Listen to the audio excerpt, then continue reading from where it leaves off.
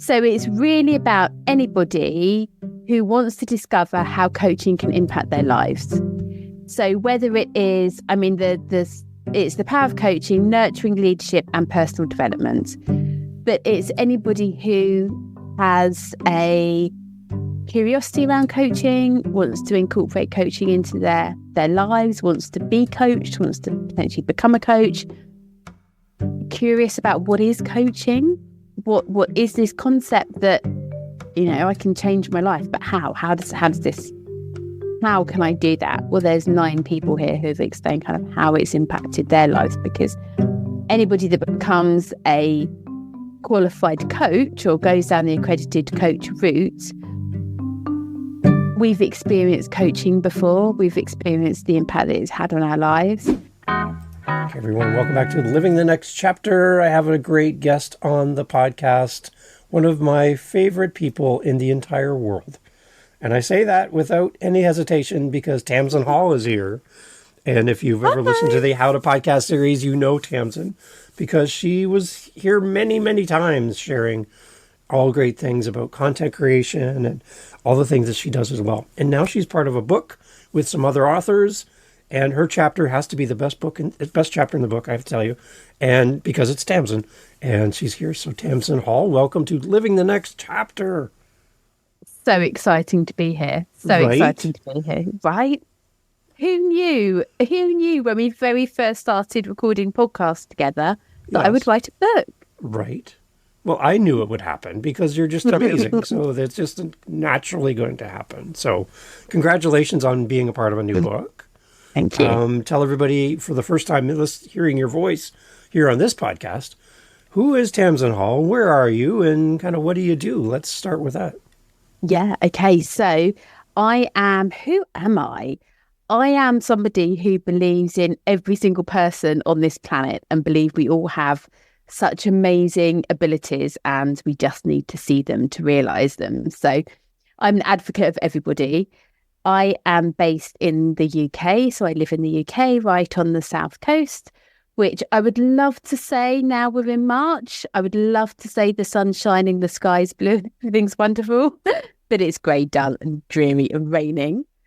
And what was my third question? Who am I? What do I do? And my book. Yeah, and my book, which is what we're here to talk about. So I've a collaboration written.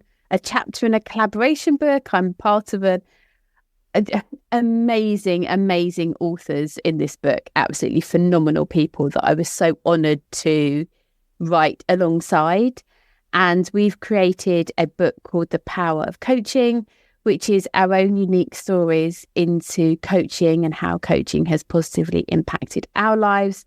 And we've all written our chapters slightly differently, and I've been quite open, I suppose, about my chapter and my journey to where I am today and kind of all the things because I had to limit to 5,000 words, but, lots of the things that led me to where I am today in my coaching career and as a person as well. So good.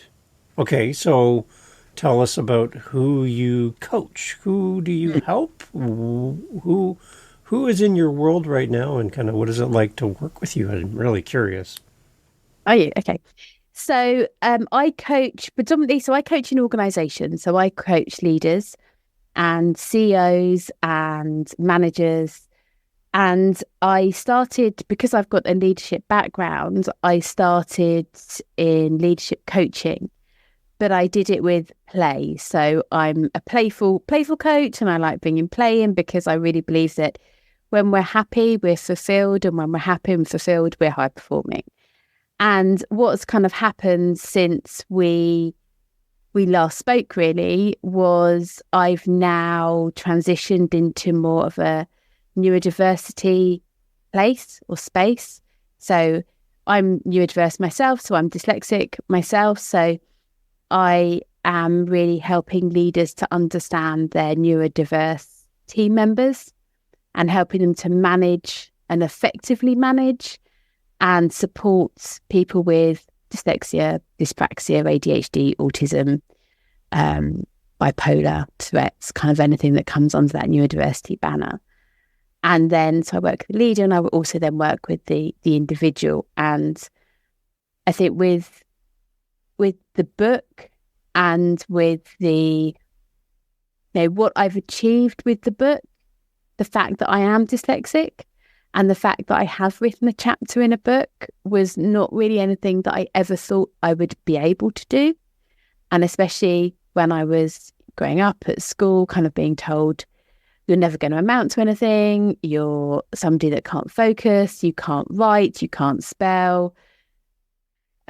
She's bright, but she can, her homework's rubbish and her work's rubbish, and she's, all of that stuff, the negative things that neurodiverse people hear all the time. Writing a book wasn't even something that I thought was possible. Didn't even think I was capable. I didn't even think I had it in me. So the fact that kind of I'm sitting here with a chapter in a book is just blows my mind. Yeah, it's exciting, and congratulations! Yep. Like that is. There are so many people in the world that would love to write even a chapter in a book like you have. And they're like, I have no idea where to start. Even how to even find a collaboration book to be a part of. Like, how did this find you? Like, how did you get involved with this book? Tell me about that part too. So I was really, really lucky because the person that organised kind of the book and, made sure we had everything in on time and did everything and stuck to the word limit and all of that jazz was the lady that ran the coach academy that I trained with. So we were all alumni from the coach academy. So we'd all been through her training and we all brought our own perspectives to the book. And yeah, it really... I feel like, so we got to, I said to you before we started recording, we got to number one in Kindle before, I think it was about 8 o'clock in the morning. So before 9 o'clock in the morning, we got to number one in Kindle. And it's such a great achievement. But by being part of a collaboration, it was phenomenal. It was mind-blowing that because we were all doing our stuff and what we needed to do and we were working together and as a team, it just made me realise when you do things as a team, you can achieve so much more when you kind of try and do it alone. And I haven't written my own full book cover to cover. That's something that now I've written a chapter, something that I'm like, I think I could possibly do this. Mm-hmm. But for people that are just starting out, a collaboration book is, I believe, a really good place to start because you're part of something. You're on this journey with other people. And when we're on a journey on our own, it feels so much harder than when we're on a journey with other people. So, yeah. And did you have any interaction with the other authors at all during the process of writing? Yeah, which was it. I'm such a people person anyway, and there was a couple of people who, I jump on calls with and would have conversation with and would share the chapters with. And the launch party, there were 4 of us that were speaking. And it was just so great to be in a room with people that I'd been on this journey with and just kind of that, I've got you, we've got each other. Mm-hmm. Philosophy just really was, it was something else. When I look back and think it was such a great experience. Yeah, because writing a book can be overwhelming, can be lonely. A lot of doubts pop up in your mind while you're writing on your own by yourself. But to write in community like you did with a bunch of other great creators and people with different stories, you get a really nice collection of insight, not just one person's view on the world. So it's kind of nice to have all the different chapters and everyone represented. Tell us a little bit more about some of the other authors in the book. Who are they and what do they do and what do they kind of write about? Yes, so we were lucky enough to have a great editing publishing company behind us. Good. So they gave us those pointers and those tips and those guidelines and everything as well. So we were really, I wouldn't say handheld, but we were given that structure. So it was something as I was halfway through it, I was thinking, I wouldn't be able to do this if I was trying to do this on my own, because they've got all this great insight and all this great knowledge that really helped me and all the other authors to make it a really seamless process. Kind of, if anyone felt, oh my gosh, this is too much, we had each other. Mm-hmm. So there's some really, really great authors.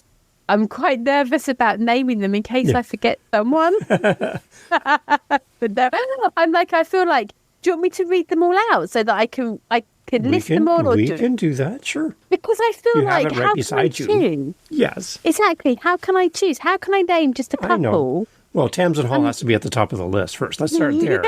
Because she's amazing, well, right? Interestingly, my chapter's at the back. My chapter's the last.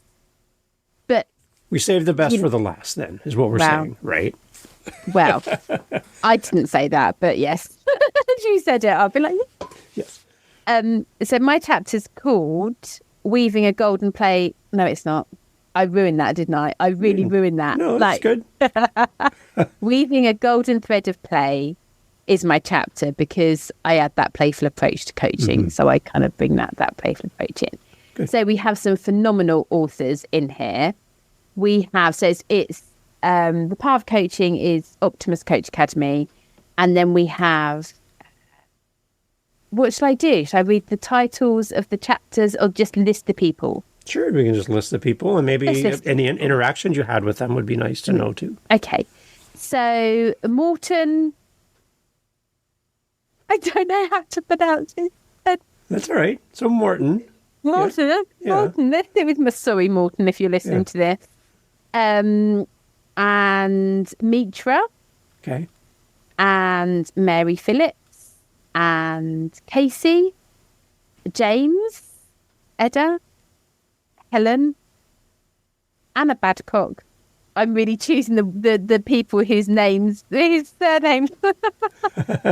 I love it. They don't pronounce. Oh dear. Adam, and then Ruth.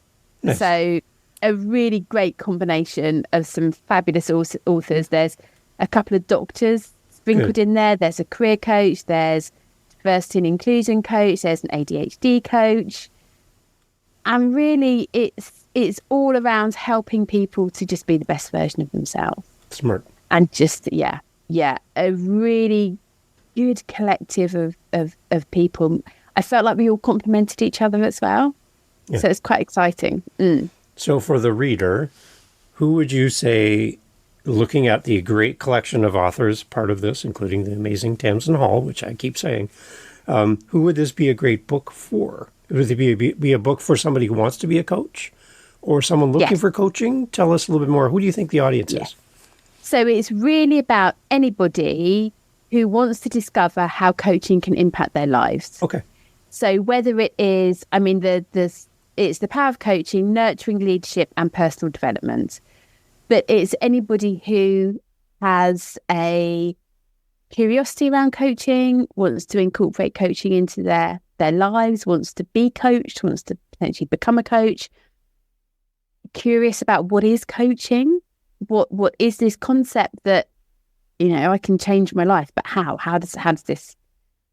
can I do that? Well, there's 9 people here who've explained kind of how it's impacted their lives, because anybody that becomes a qualified coach or goes down the accredited coach route, we've experienced coaching before. We've experienced the impact that it's had on our lives. And James in here has a fabulous story. I won't spoil it, but it's a really fabulous story about kind of how coaching really impacted him and how he's taken that then into him becoming a coach as well. So it's a really, really good book. And if nothing else, I'm really nosy. I feel like when you're a coach, you have to be quite nosy. And I really enjoyed reading kind of those, I know the person as an author. I know the person is kind of what we've collaborated to do, but it's really interesting to really find out a bit more about them. So Nice.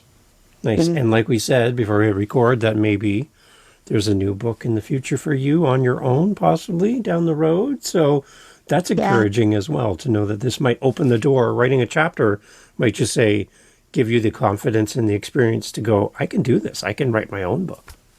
Yeah.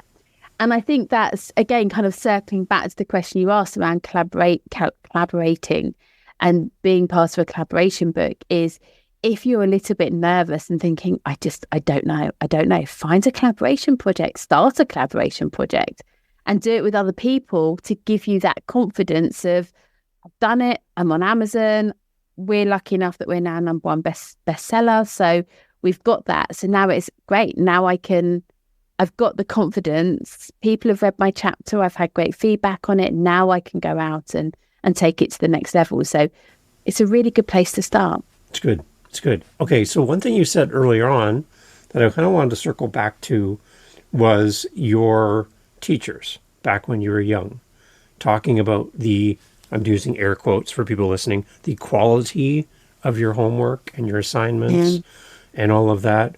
And then what you know now today compared to what you knew back then. How can we help people who are teachers, leaders, people who are employers, who look at people in their community, in their schools, in their workplace, and they have this opinion of the quality of somebody's output, of their work, of their written documents, of their emails? And knowing what you know now about your journey, how do we help people to be a little more sensitive and understanding so that everyone is included in their workplace or their school? What do we do? Yeah.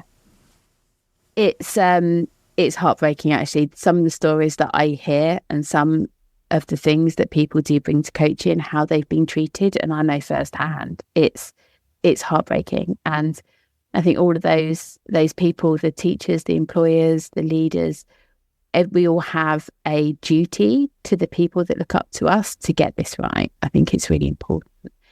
And we can't outrightly ask somebody, if somebody received an email from me and it hadn't gone through all the processes that I put everything through, from spell check to Grammarly to having somebody else checking it for me to listening to it back to all of that I have to do for every single thing that I write and create. Sometimes I'm too busy and I forget to do that. And I sometimes have this kind of extra confidence, think, I don't need to do it, it's fine. But if someone then called me up and said, Tamzin, are you dyslexic? They're not allowed to do that. That's a complete, that's just, you can't do anything like that. So it's, as a leader, it's just having the awareness of, if somebody is making mistakes, they're not doing it on purpose. People don't wake up in the morning and think, I'm going to go into work today and I'm going to make a million mistakes. People don't think that. No. People don't. I would challenge anybody who disagrees with me, but I think nobody is at work and thinks, I'm going to send an email that's really, really bad. People don't want to do that. People just don't. Okay, there might be a very small percentage of people that are really annoyed and really don't enjoy their job and really want to get it wrong. But most of the time, people don't. And so to me, it's building awareness to help leaders to identify if somebody is constantly making a mistake, or if somebody is sending an email that has spelling mistakes, or they're turning up late, or something is a pattern. There's a reason for it. There's a reason for it. And what my biggest piece of advice is have that awareness, understand without asking, without kind of being accusational, and trying to work with that individual and put some strategies in place. So, for example, if a leader of mine got an email from me and it had all the spelling mistakes in and the grammar errors and all those errors in it, the best thing to do is just to say, do you need any support? Is there anything at all that I can help you with? Have you heard of Grammarly? Because Grammarly is absolutely amazing. You can take your text, you can pop it into Grammarly, and Grammarly will tell you the grammatic errors. Really great place to start. And just offer that support in a really authentic, but not in an accusational way. Nobody needs to hear they're not good enough. Nobody needs to hear they're making mistakes. People know, neurodivergent individuals know that, we make mistakes, and that's just something that happens. But by having that support and the strategies and all these ideas in place to help us to deal with what's the challenges that we're facing. That's really important. Because I can imagine somebody, Tamzin, as you're talking, someone's in their cubicle at work, doing their best, getting these reports done, getting these emails sent, summarizing the meeting that just happened, doing all of this. At the same time, going through all the steps to make sure that they're going through Grammarly, they're going through all the spell checking. And I can just imagine an employer walking up saying, Tamzin Hall, this should be like a 1-minute task. Why is it taking so long? And in that moment, just feeling like shutting down because I'm trying my best, but I have to do all these steps, which is going to make it longer to give you quality results. I have to do these steps. So in that moment, I feel like I'm not good enough when you say to me that I'm not meeting my timelines because of all the extra things that I put my work through to give you back quality results. So as an employer, as a teacher, anyone out there that has some kind of leadership role, how can we be more sensitive in you just even approaching someone when there's timelines, deadlines, I need this now, right? How do we do that? What do we do? Yeah. So what we find that a lot of the time, individuals with neurodiversity, they don't share. So it is not a legal requirement for an employee to share that they have a neurodiversity, but neurodiversity is considered a disability. So under the Disability Discrimination Act, it's kind of anything that's impacting your life for over 12 months. So actually neurodiversity, and some people don't like it, some people have a problem with it, but the fact is that neurodiversity in the workplace is considered as a disability, and therefore what that means is employers have a duty of care to get this right. So they have to get this right, and calling someone out in the middle of an office, exactly as you've described, is not getting it right. No. And I'm seeing more and more tribunals because employees have not been treated right. And it's as simple as getting to know your employee, understanding them, understanding what's going on, and giving them the space and the time and the attention to feel, as soon as they feel psychologically safe and as soon as they feel that if I share this, I'm not going to be victimized. If I share this, I'm not going to be bullied, because chances are they've experienced some horrendous stuff in their past. There's a lot of stigma. There's a lot of past experiences. There's a lot of negativity that they've experienced towards them if they have in the past shared what's really going on. So there's a lot of masking. And sometimes it's very difficult for an employer and a leader to really notice and really understand what's going on. But if you have somebody who is struggling with something, or struggling with, your example, getting the task load done, take them into a room, take them out for coffee, have a conversation with them in a private room so that not everyone can hear, and just sit them down and just say, I really want to help you. I've noticed that an email is taking you, X amount of time. Is there anything I can do to help? And you might have to ask 5, 10, 15 times. And as a leader, that can be quite frustrating because you have KPIs, you have deadlines, you have things that you need to get done. Getting the balance right is so important. So important. So have a private conversation, offer support. Don't call people out in front of other people. That's the worst thing that we can do. Just be really gentle and understanding, and offer that space of, hey, I'm here to help. I'm here to help. And what I do find quite a lot of the time is people won't talk to their line manager because they're so scared of the implications. So if there is something that you think, I think there's something that's going on with this individual, I don't know what it is, neurodiversity awareness training is a great place to start, and then leading on from that, kind of that coaching aspect as well to really help and support. But I think, I would like to think that I'm proof that anybody with a neurodiversity, and there's so many people out there, there's Richard Branson, he's got dyslexia. 20% of, I think I've got that stat right, 20% of No, hang on a second. It's my dyslexia. I've got really bad working memory. So I'm like, there's a really good percentage here that I just need to share with you, because I think it's really important to 40% of self-made millionaires are dyslexic. Really? So, yeah. So the neurodivergent individuals in teams, in organizations, they have so much to give. They have chapters of books inside them and business ideas and so much creativity and so much to give. If we give them that support, they will be phenomenal. Mm-hmm. I love it. Okay, so can you help unpack a little bit about dyslexia for people listening, so that we can show up better for our family members, our employees, our students? Can you kind of unpack a little bit about how dyslexia kind of displays so that we can kind of be a better support? Can you help us understand? Of course. So, I mean, dyslexia is just one element of neurodiversity. But yes, let's explore dyslexia. So for me, I can tell you how it shows up for me. Mm-hmm. That's probably a good place to start. And every single dyslexic person will be different. Obviously, every single person on this planet is unique. So there will be some commonalities, but there'll be a lot of things that do show up slightly differently. So I suppose this is how it shows up for me. So, for example, I don't know my lefts and my rights. So if someone says to me, if I'm driving a car and someone says to me, you need to turn left, I will most likely turn right unless I really think about it. Okay.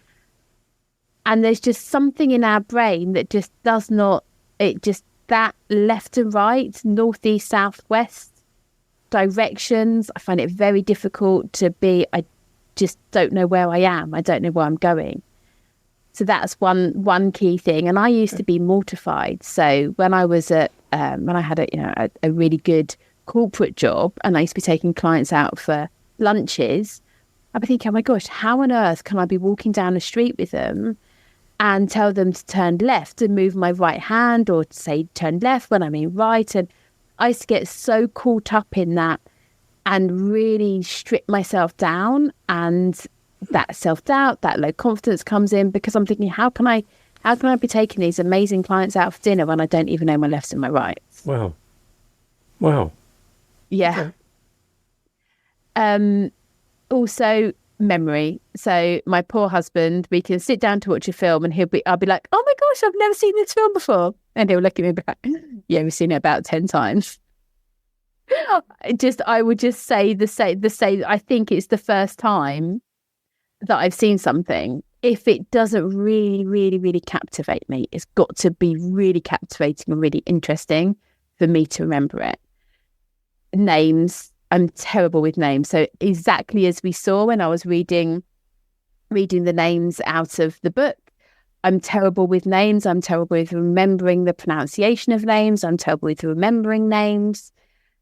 Reading. So for dyslexic brains, the white background with the black text looks like a jumble, just a whole load of pebbles. Yeah. Wow. Yeah.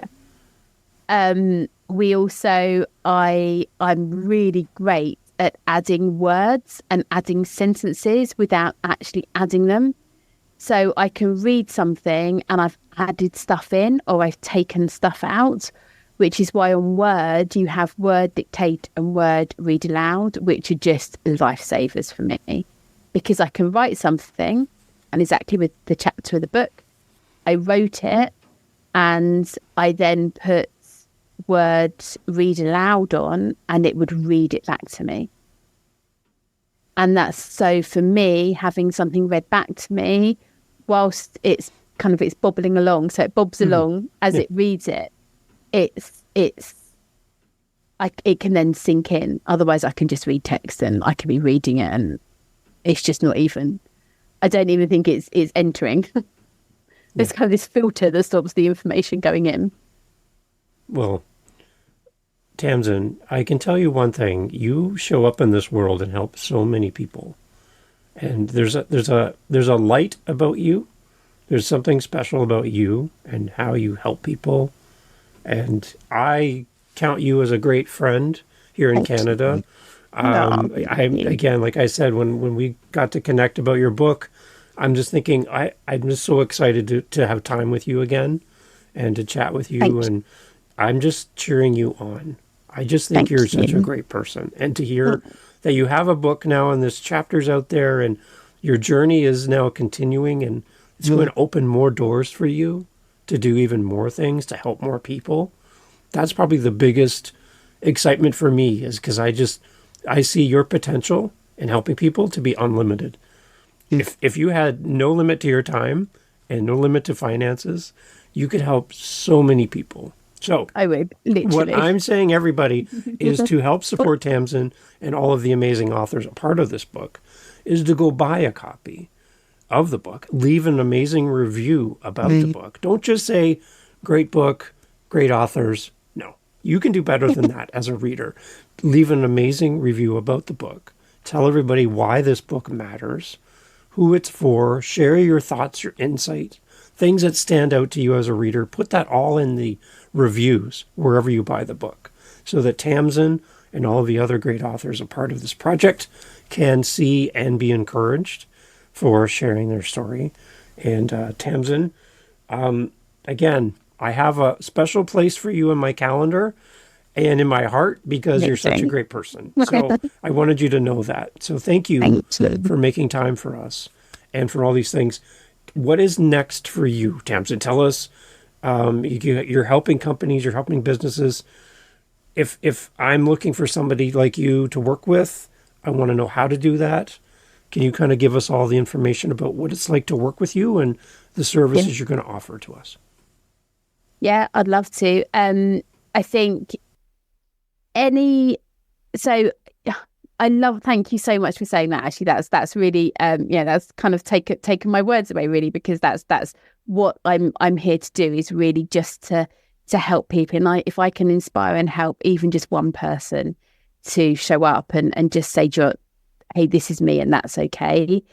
That's what it's all about. It's, for me, that's what matters. And when you said, if time and money were no issue, I'd be like, oh my gosh, I just cannot imagine, just what I could do if time and money were infinite. It would just be, yes, oh my gosh, I could really change the world. And that excites me. And that's something that, so for me, it's, if there's anybody listening who manages a team, has a business, has clients, has anybody around them who could potentially have a neurodiversity. So that's anything from autism to ADHD to dyslexia to Tourette's, anything like that.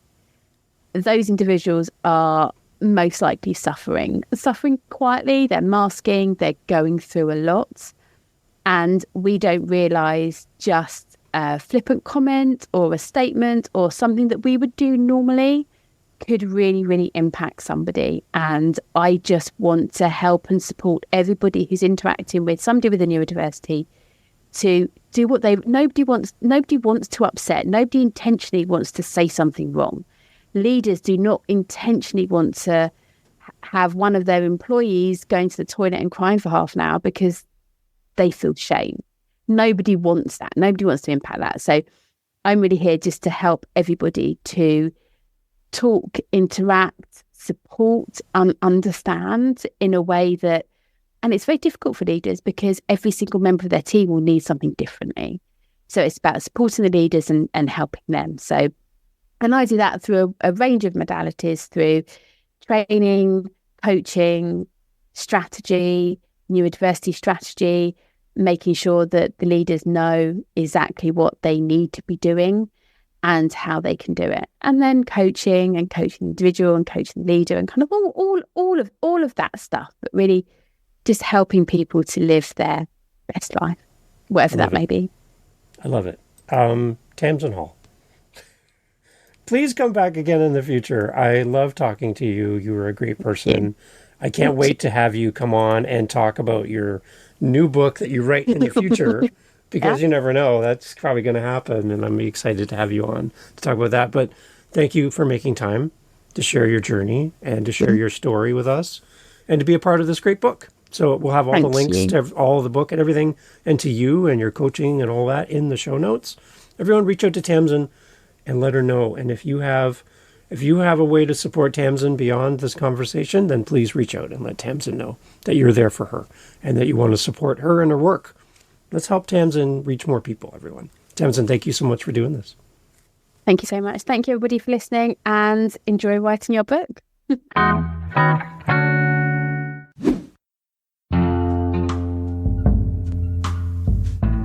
Hey, well, thank you for listening. It's a new year, and we're excited to be releasing even more great episodes of Living the Next Chapter, and we want you to come along for the journey. Thank you for being here.